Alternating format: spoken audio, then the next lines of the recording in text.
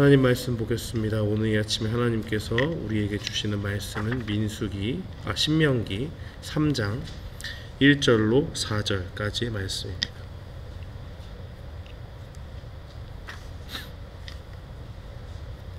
신명기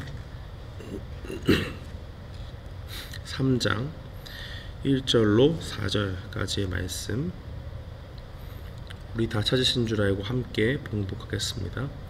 우리가 돌이켜 바산으로 올라가매 바산왕 옥이 그 모든 백성을 거느리고 나와서 우리를 대적하여 에드레이에서 싸우는지라.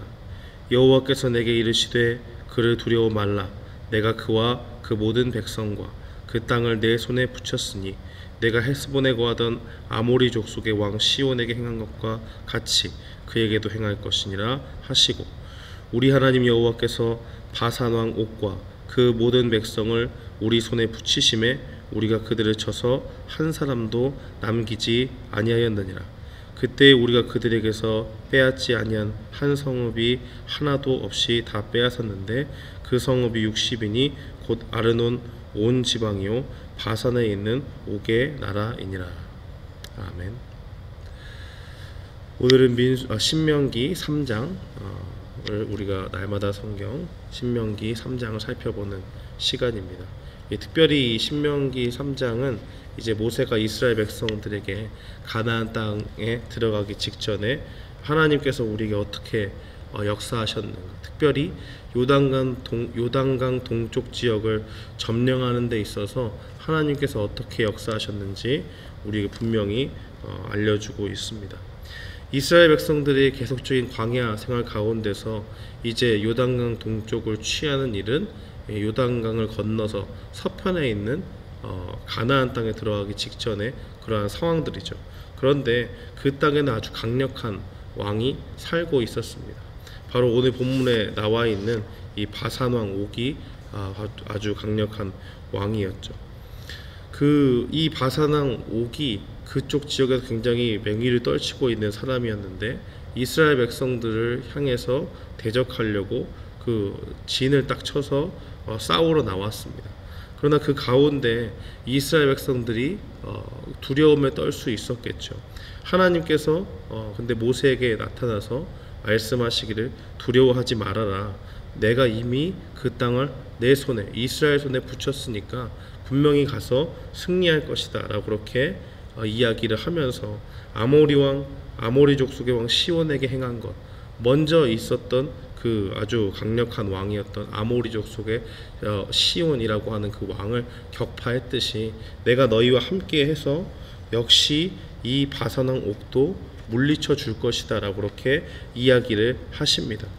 그래서 실제적으로 전투가 일어났을 때 그 가운데 하나님께서 3절에 보니까 정말로 바산 왕 옥을 물리쳐 주시고 그 성읍에 한 사람 남기지 않고 진멸하게 되는 그러한 일들이 있었고요. 또 그에게 속한 성읍들 60 성읍들을 차지하고 그 바산 왕 옥이 차지하고 있던 그 땅과 그 나라를 온전히 차지했던 것을 볼 수가 있습니다. 우리는 이 모습들을 보면서 하나님께서 왜 모세가 다시 이 가나안 땅에 들어가기 전에 이스라엘 백성들에게 이러한 말을 하고 있는가라는 것을 분명히 기억해야 될 필요가 있습니다. 그 이유가 뭐냐면 이미 다 알고 있고 경험한 바들이지만 한 번 더 이렇게 이야기를 함으로써 우리 하나님께서 온전히 우리가 하나님을 따르며 살아갈 때 어떻게 우리에게 역사하셨는가 하는 것을 보여주고 있는 것입니다. 이제 가나안 땅에 들어가게 될 때는 이 바산 왕 옥과 같이 강력한 그 다른 이민족들이 그 땅을 지키려고 애쓰고 힘쓰겠죠. 그러나 그 가운데서 하나님이 분명히 이러한 이 바산 왕 옥과 또 아모리 족속의 왕 시온을 물리쳐 주신 것과 같이 우리가 온전히 주님을 따르게 되면 그 이스라엘 백성에게 결코 패배가 없이 승리의 그 약속하신 땅을 얻을 수 있다는 것을 분명히 보여주고 있는 것입니다. 그러니 마음과 힘과 뜻을 다해서 이스라엘 백성이 할 것은 무엇이냐? 우리를 광야 가운데서 이끌어 주시고 더 이전에는 애굽에서 우리를 건져 주시고 그 신실하시고 우리를 지키시고 인도하시고 돌보시는 그 하나님을 향해서 우리 마음을 굳게 해야 된다라는 것을 분명히 보여주고 있는 것입니다. 또한 우리가 분명히 기억해야 될 것은 이 바산왕 옥을 물리칠 때에 3절에서 하나님께서 그 손을 그 바산왕 옥을 이스라엘 백성의 손에 붙이셨다라고 하는 이야기가 간단하게 나오지만 그 과정 가운데서는 분명히 육체적으로 전쟁이 있었다는 것을 분명히 기억해야 됩니다. 이 말은 무엇이냐면 우리가 하나님께서 주신 그 땅을 취하면서 나아갈 때에 하나님의 약속을 지키면서 그것을 이루기 위해 나아갈 때에 분명히 필요한 것은 우리도 실제적인 전투를 행해야 된다는 것이죠.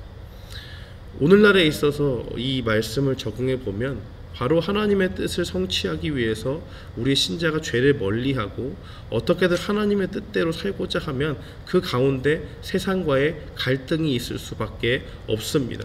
때로는 비난을 받기도 하고 때로는 조롱을 받기도 하죠. 그러나 그러한 싸움들에서 우리가 결코 지지 않고 나아가야 되는 이유가 바로 여기에 있는 것이죠.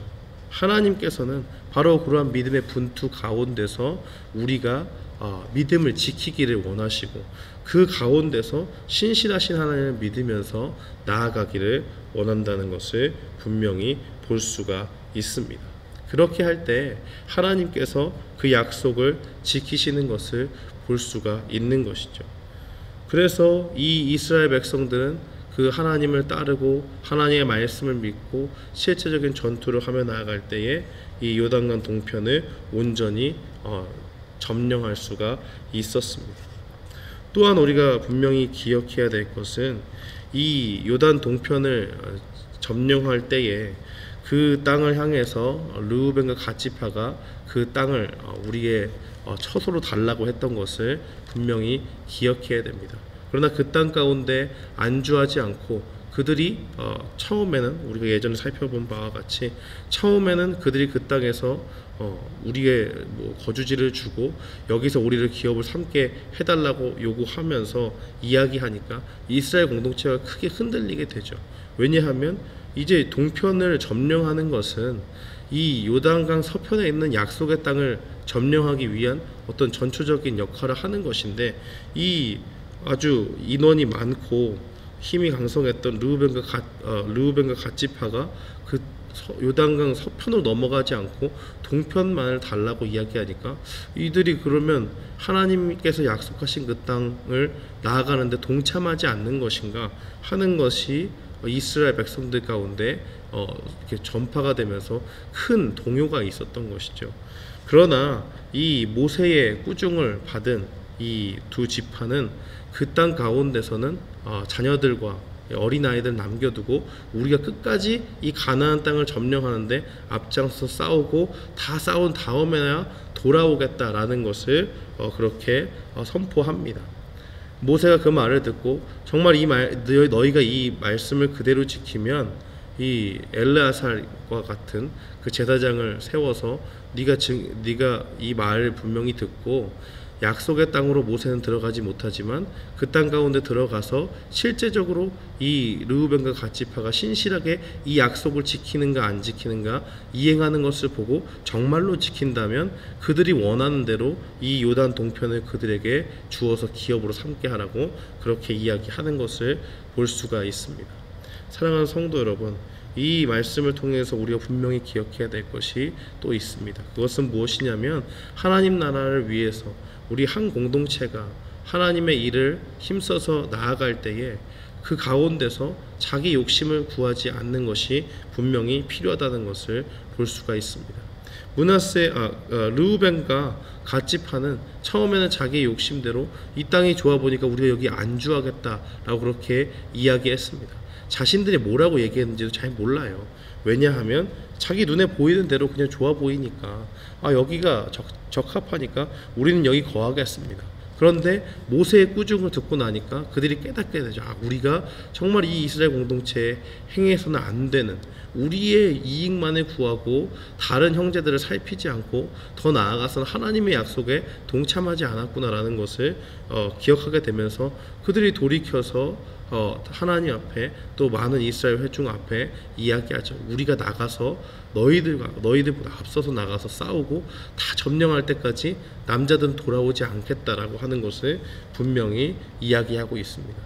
이것과 같이 오늘날에 있어서 우리가 교회에서 어떤 일들을 감당한다고 할 때 또 이스라엘 공동체가 하나로 나아가는 것처럼 이 교회 공동체가 한 마음과 한 뜻이 되어서 어떤 일들을 감당할 때 그 가운데 내가 좀 나의 유익만을 구해서는 안 됩니다.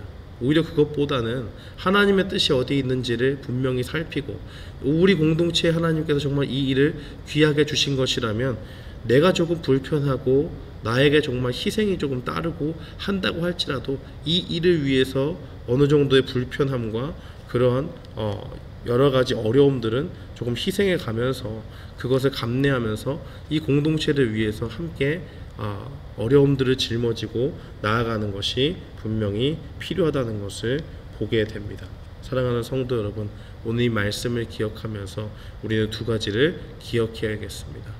바산왕 옥을 물리치신 하나님께서 실제적인 전투 가운데 우리를 두시고 그 가운데서 승리하게 하신 것과 같이 이 땅에서의 삶이 죄와의 분투하는 삶임을 우리가 기억하고 그 가운데서 우리가 정말 영적인 싸움, 또 죄를 짓지 않으려고 하는 그 싸움 가운데 날마다 승리하는 우리가 됐으면 좋겠습니다. 또한 교회 공동체를 섬기며 나아갈 때 우리의 유익만을 구하는 것이 아니라 우리 교회의 공동체를 위해서 우리 자신의 희생과 헌신을 감내하면서 하나님이 맡겨주신 일들을 함께 짊어지고 나아가는 우리 모두가 되기를 주님의 이름으로 축원합니다. 아멘.